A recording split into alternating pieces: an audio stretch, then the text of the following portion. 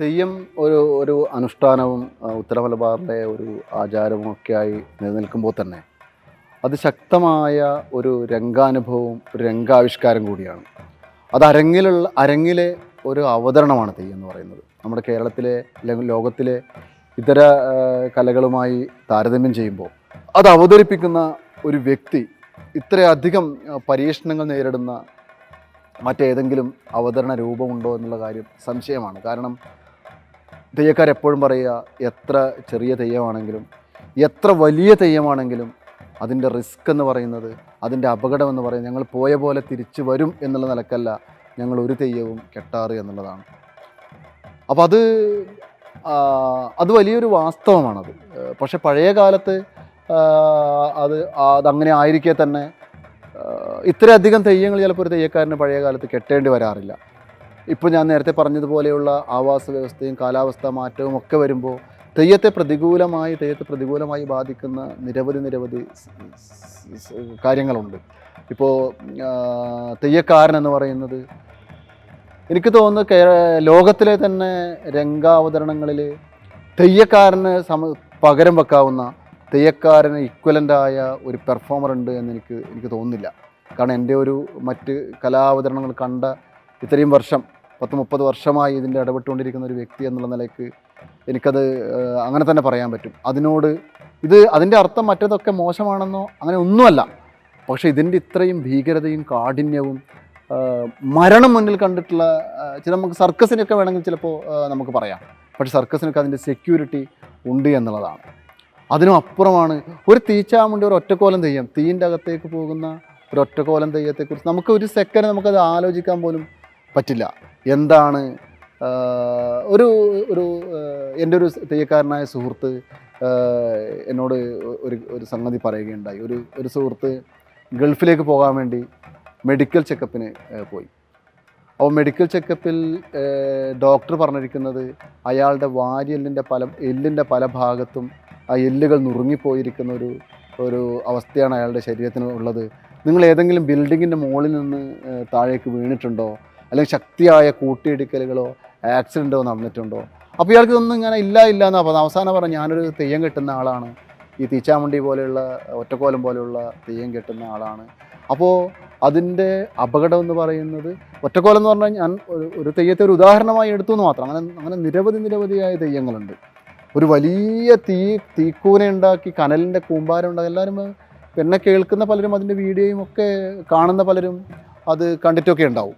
അപ്പോൾ ഓരോ തവണയും ഈ തെയ്യം നെഞ്ചിടിച്ച് ഇതിനകത്ത് കമിഴ്ന്ന് വീഴുമ്പോൾ തെയ്യക്കാരൻ്റെ ആന്തരിക അവയവങ്ങളിലേക്ക് പോകുന്ന കരിയും പൊടിയും പുകയും ചാരവും ഇത് മുഴുവൻ തെയ്യക്കാരൻ്റെ ഉള്ളിലേക്ക് പോവുകയും ഇയാളുടെ നെഞ്ചിടിച്ച് വീഴുമ്പോൾ ഇയാളുടെ വാരിയല്, കണ്ണ്, കഴുത്ത്, അരക്കെട്ട്, ഇത്തരത്തിലുള്ള ഏകദേശം ഒരു 2 മണിക്കൂർ നേരമെങ്കിലും ഉണ്ടാവും ഈ തെയ്യത്തിൻ്റെ ഈ തീയിൻ്റെ അകത്തേക്കുള്ള ഈ പോക്കെന്ന് പറയുന്നത്.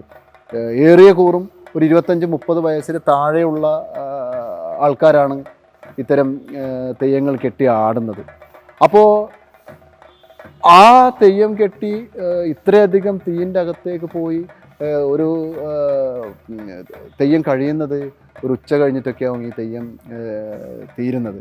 അപ്പോൾ ആ തെയ്യക്കാരൻ ഏറ്റെടുക്കുന്ന ശാരീരിക സഹനത്തിനും ആ ശാരീരിക പരീക്ഷണത്തിനും തുല്യമായ ഒരു സംഗതിയും ലോകത്തുണ്ടാവാൻ സാധ്യതയില്ല. എത്രയോ അപകടങ്ങളും എത്രയോ മരണങ്ങളും എത്രയോ ദുരന്തങ്ങളും ഇത് നിത്യസംഭവമായിട്ടുള്ള ഒരു സംഗതിയാണിത്.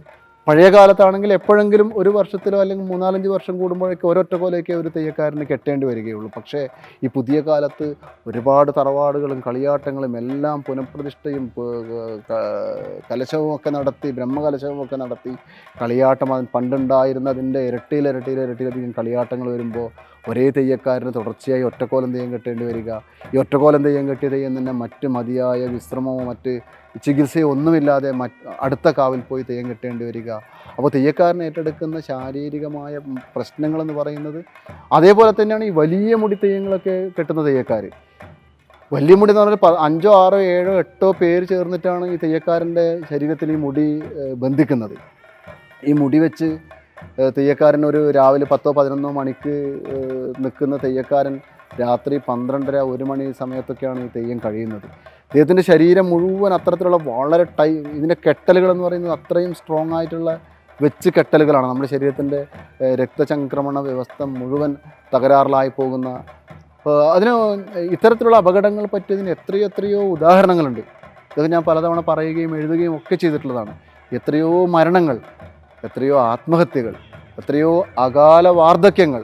ഇപ്പോഴും നിങ്ങൾ ഉത്തര മലബാറിലെ തെയ്യക്കാവിൽ പോയി കഴിഞ്ഞാൽ, അവിടെ അണിയറയിൽ പോയി കഴിഞ്ഞാൽ പ്രായമുള്ള, ഒരു കാലത്ത് തെയ്യക്കാവുകളെ മുഴുവൻ അടക്കി ഭരിച്ചിരുന്ന, വലിയ നാടിൻ്റെ ചോരത്തുടിപ്പും ആവേശമൊക്കെ ആയിരുന്ന മനുഷ്യർ വൃദ്ധരായി. പക്ഷേ അവർക്ക് അത്രയൊന്നും പ്രായമൊന്നും ആയിട്ടുണ്ടാവില്ല. 10, 55, 60 വയസ്സൊക്കെ ആയിട്ടുണ്ടാവും, നടക്കാനൊക്കെ വയ്യാതെ. അത് മുട്ടുവേദന, കാലുവേദന, നടുവേദന, എല്ല് തേയ്മാനം, BP, അങ്ങനെയൊക്കെയുള്ള പലതരത്തിലുള്ള. പിന്നെ ഒരു പ്രധാനപ്പെട്ട 2 മനുഷ്യ ശരീരത്തിന് വേണ്ടുന്ന പ്രധാനപ്പെട്ട കാര്യങ്ങളാണ് മതിയായ വിശ്രമം, ഉറക്കം, ആഹാരം. ഇതൊന്നും തെയ്യത്തിന് പറ്റില്ല. കാരണം കൃത്യസമയത്ത് ഭക്ഷണം കഴിക്കാൻ പറ്റില്ല, കൃത്യസമയത്ത് ഉറങ്ങാൻ പറ്റില്ല. ഇപ്പോൾ നമ്മുടെ കർണമൂർത്തിനൊക്കെ പോലെയുള്ള വലിയ തെയ്യക്കാരായിരിക്കുന്ന നമ്മുടെ നാട്ടിൽ നമ്മുടെ സുഹൃത്തുക്കളായ തെയ്യക്കാർക്ക് ചില സീസണിൽ 10-25 ദിവസവും തെയ്യമാണ്. ഇത്രയും ദിവസങ്ങളിൽ ഇവർ ഉറങ്ങാതെയാണ് ഇവർ ഈ അനുഷ്ഠാനം നിർവഹിക്കുന്നത്. കാരണം തുടർച്ചയായ തെയ്യങ്ങളാണ്. ഒരു തെയ്യം ഇപ്പോൾ കതിവനൂർ വീരനൊക്കെ കെട്ടുന്ന നമ്മുടെ വിനുപ്പെരുവണ്ണാനൊക്കെ പോലെയുള്ള, ഷാനുപ്പെരുവണ്ണാനൊക്കെ പോലെയുള്ള വലിയ തെയ്യക്കാർ തുടർച്ചയായ, കാരണം കതിവനൂർ വീരൻ തെയ്യത്തെ പോലെ അങ്ങനെ ഒരു പെർഫോമൻസേ ഇല്ല. കാരണം ഒരു ദിവസം വൈകുന്നേരം ഒരു 7 മണിക്കൊക്കെ തുടങ്ങിക്കഴിഞ്ഞാൽ പിറ്റന്നാളാണ് രാത്രിക്കാണ് ഈ തെയ്യം കഴിയുന്നത്. അത്രയും തുടർച്ചയായ സമയങ്ങളിലാണ് ഒരു പെർഫോമർ ഈ കാര്യങ്ങൾ മുഴുവൻ നിർവഹിക്കേണ്ടി വരുന്നത്. അപ്പോൾ അങ്ങനെ തുടർച്ചയായി ഇത് ചെയ്യേണ്ടി വരുമ്പോൾ നമ്മുടെ ശരീരത്തിൻ്റെ എല്ലാ സഹനങ്ങൾക്കും അപ്പുറമാണ് ഇത് സംഭവിക്കുന്നത്. പിന്നീട് എന്താണ്, അത് രോഗമായും പലവിധ പ്രശ്നങ്ങളായും. പക്ഷെ ഇതിന് പകരമായി തെയ്യക്കാരന് മതിയായ കൂലിയോ പോളോ പ്രതിഫലമോ അയാൾ അർഹിക്കുന്ന വിധത്തിലുള്ള, അവിടെ 1 മണിക്കൂർ വന്ന് പാട്ടുപാടാനൊക്കെ വരുന്ന വലിയ സെലിബ്രിറ്റി ആയിരിക്കുന്ന ആൾക്ക് 6, 7, 8 ലക്ഷം രൂപ കൊടുക്കുമ്പോഴാണ് ഒരു ഒറ്റക്കോലം തെയ്യം കിട്ടി അയാളുടെ കോളൊക്കെ വീതിച്ചു കഴിഞ്ഞാൽ മാക്സിമം ഒരു തെയ്യക്കാരന് കിട്ടുന്ന പൈസ ഒരു 10,000 രൂപയിൽ താഴെയായിരിക്കും. അല്ലാതെ, കാരണം ഒറ്റക്കോലം തെയ്യം തീയിൽ വീഴുന്ന സമയത്ത് വലിയ ജനക്കൂട്ടം ഉണ്ടാവും. പക്ഷെ അത് ആ തീപ്പിണക്കിൻ്റെ അവസാന ഭാഗം ആകുമ്പോഴേക്കും മുഴുവൻ ജനങ്ങളും പോകും. നേരം പുലർന്നു കഴിഞ്ഞാൽ അവിടെ ഒരു മനുഷ്യനും ഉണ്ടാവില്ല. പിന്നെ ഈ തെയ്യമാകെ കരിഞ്ഞ് നമ്മൾ ഉണക്കൊക്കെ ചുട്ടുവെച്ച പോലെയാണ് ഈ തെയ്യത്തെ കാണാനുണ്ടാവുക. അതുകൊണ്ട് തന്നെ ആൾക്കാർ അതിൻ്റെ അടുത്ത് പോയി കുറിയൊക്കെ വാങ്ങി അനുഗ്രഹിക്കാൻ പോകുന്ന ആൾക്കാരൊക്കെ കുറവാണ്. മറ്റു വലിയ കാണാൻ നല്ല പാങ്ങില്ല വലിയ തെയ്യങ്ങളുടെ അടുത്തൊക്കെ പോകുമ്പോൾ. അപ്പോൾ ഇതിനങ്ങനെ ആൾക്കാരുടെ കയ്യിൽ നിന്ന് കിട്ടുന്ന പൈസയും ഈ തെയ്യത്തിന് കമ്പാരിറ്റീവ്ലി കുറവായിരിക്കും. അപ്പോൾ മാക്സിമം ചിലപ്പോൾ ഇത്രയും കഠിനമായ സ്വന്തം ശരീരം കത്തിച്ച് കളഞ്ഞ ഒരു മനുഷ്യന് കിട്ടുന്ന പ്രതിഫലം, ഇത് വാസ്തവമാണ്. ഇത് ഞാൻ ഒരു അതിശയോക്തിയോ ഞാൻ പറയുന്നതിൻ്റെ ഒക്കെ അപ്പുറത്ത് തീവ്രതയുള്ളതാണ് അതിൻ്റെ ഫാക്റ്റ്, അതിൻ്റെ സത്യാവസ്ഥ എന്ന് പറയുന്നത്. കാരണം അത്രയധികം പരീക്ഷണങ്ങളിലൂടെയാണ് നമ്മുടെ നാട്ടിലെ തെയ്യക്കാർ കടന്നുപോയിക്കൊണ്ടിരിക്കുന്നത്.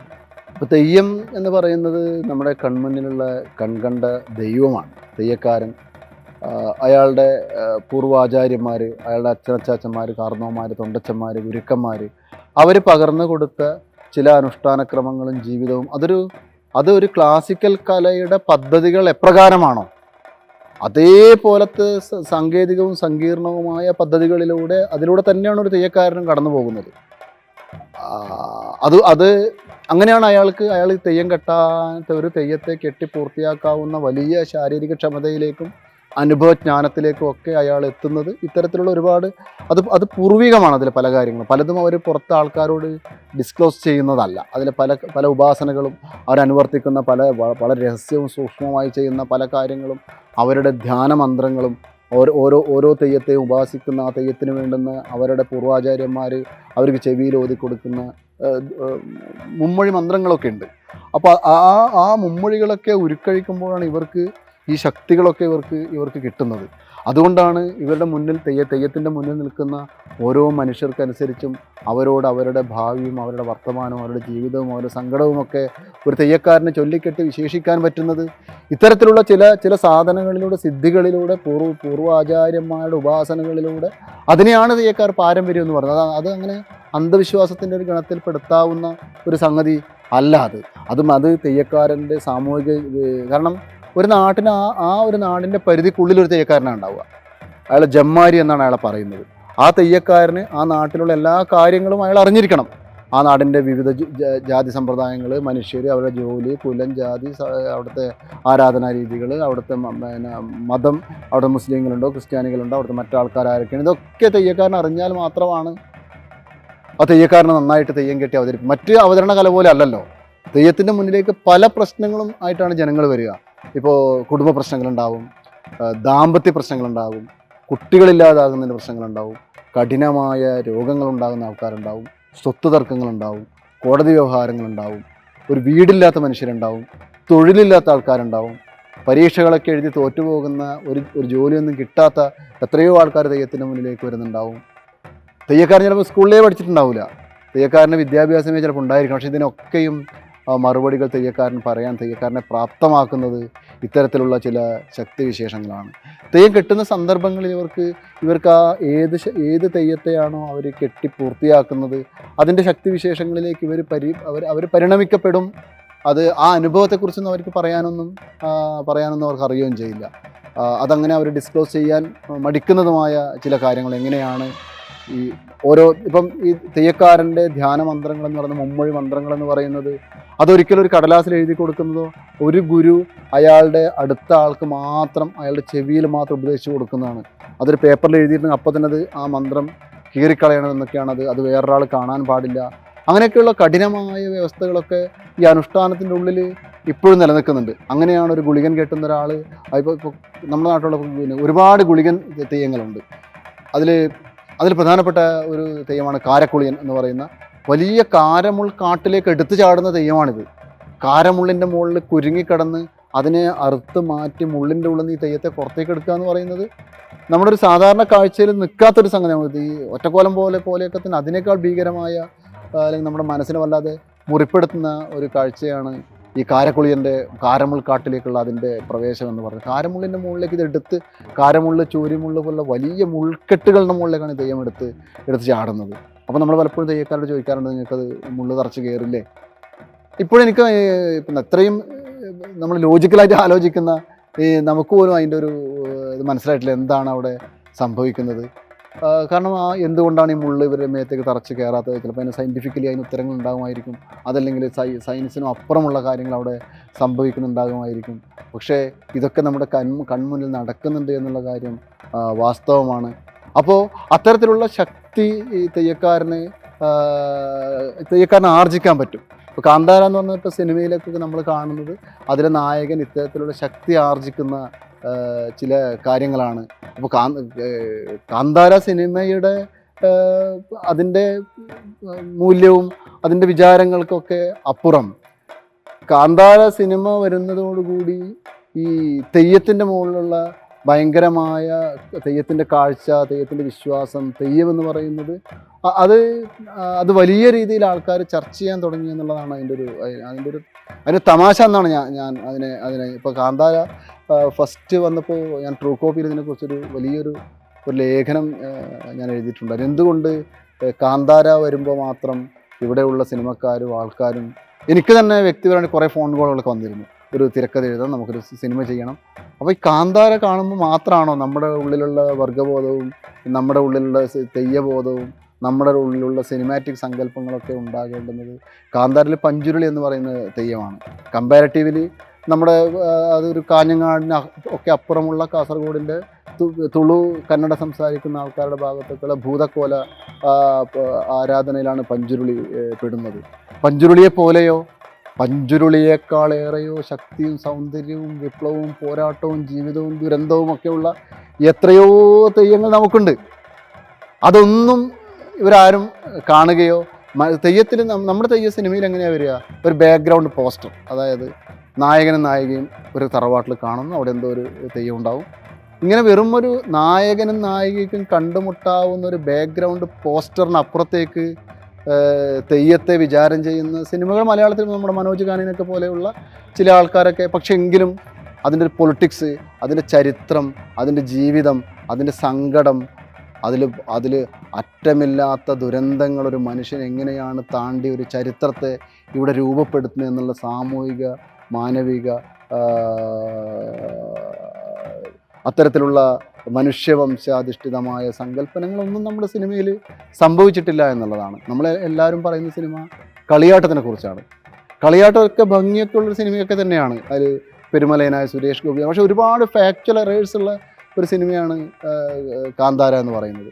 കാന്താര ഒരിക്കലും തെയ്യത്തിൻ്റെയോ തെയ്യക്കാരുടെയോ ഒന്നും പ്രശ്നമല്ല. അത് വലിയ രാജാവിൻ്റെയൊക്കെ ഷേക്സ്പീരിയൻ ട്രാജഡി പറയാൻ വേണ്ടി അതിലും വലിയ ട്രാജഡി അനുഭവിച്ച തെയ്യത്തെ ഇരയാക്കുകയാണ് ഒരർത്ഥത്തിൽ കളിയാട്ടത്തിൽ ചെയ്തിട്ടുള്ളത്. ഒരു വലിയ രാജാവിൻ്റെ ട്രാജഡി പറയാൻ അതിലും ട്രാജഡി അനുഭവിച്ച ഒരു സങ്കേതത്തെ അതിൽ ഉപയോഗിക്കുക മാത്രമാണ് അതിനകത്ത് സംഭവിച്ചിട്ടുള്ളത്. അത് സൗന്ദര്യപരമായും ഒക്കെ ജയരാജനൊക്കെ പോലുള്ള വലിയ സംവിധായകരാണ്, ലോകത്ത് അറിയപ്പെടുന്ന ഡയറക്ടർമാരാണ് ആ സിനിമ ചെയ്തിട്ടുള്ളത്.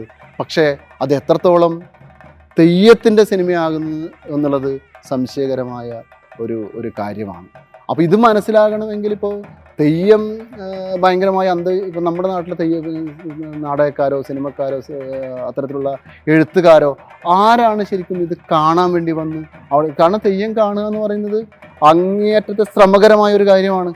ഒരു കഥകളി പോലെയോ ഒരു കൂടിയാട്ടം പോലെയോ ഒരു ക്ലാസിക്കൽ ഡാൻസ് പോലെയോ ഒരു സംഗീത കച്ചേരി പോലെയോ അല്ലെങ്കിൽ നമ്മുടെ അന്തർദേശീയ നാടകോത്സവത്തിലൊന്നും നാടകം കാണുന്ന പോലെയോ സ്വസ്ഥമായി സുഖമായി സ്വച്ഛമായിരുന്ന് കാണാൻ പറ്റുന്ന ഒന്നല്ലത്. ഒരു കതിവനൂർ വീരം കാണണമെങ്കിൽ ഒരു ദിവസം മുഴുവൻ ഉറക്കൊഴിഞ്ഞാലേ ഇത് പറ്റുള്ളൂ.